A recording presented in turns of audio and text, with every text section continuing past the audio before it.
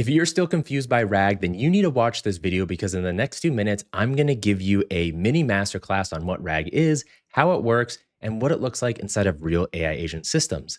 And at the end, I'm going to give you all the templates you see in this video for free. So what is RAG? Well, RAG is retrieval augmented generation, and it means we have some sort of AI system that is connected to a vector database. That means that I can give an AI agent that I build somewhere inside of like N8N and give it access to whatever documentation I want.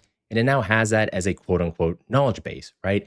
That vector database can include things like best practices, meeting notes, FAQs, whatever. Once it's connected to the AI system, it now can answer questions about those documents. So let's very quickly talk about vector databases and how they work. So vector databases are where all this information is stored.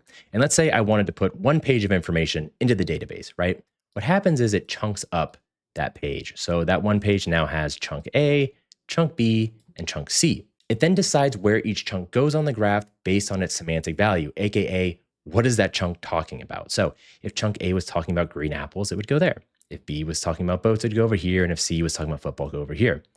All these other dots near football, near boats, near green apple correspond to other chunks that talk about something similar, right? Next to boats, we have ships. Next to football, we might have soccer. Next to apples, we have bananas, right?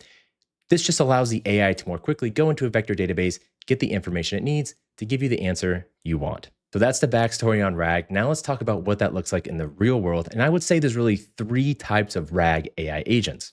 Now, the first type of RAG is naive RAG, and it works exactly like I explained. And it can come in very simple forms like you see here. In this case, what do we got? Well, we have some sort of way to insert data into the system using a Google Drive node. So a document goes into Google Drive and then gets loaded into the database. Then we have the AI agent, which is able to call on our vector store tool to answer questions, right? If it was full of meeting notes, I could ask this AI agent, hey, what happened in last quarter's meeting? It would go in the database and give us an answer. Now, the second type of AI agent you'll see is graph RAG, and that's what you see right here. And here's what a graph RAG database actually looks like. You see all those dots? Those are the same as the vectors we were talking about earlier, but now instead of each vector being siloed, we now build relationships between each of them, which allows us to ask our system a little more nuanced questions where all the information can kind of build off one another. And the last type of RAG is agentic RAG, and that's just taking the RAG systems we've already seen, but adding more AI functionality to it, right? Giving it the ability to do web search, giving it the ability to supplement the stuff it gets from RAG with, say data from Postgres tables using SQL, whatever. It's just RAG with a few add-ons to it, but it looks fancy, especially when you see it in something like this. So hopefully that cleared up RAG a little bit for you. If you want these templates for yourself, just head to the link in my bio. Again, you can find all of them there for free.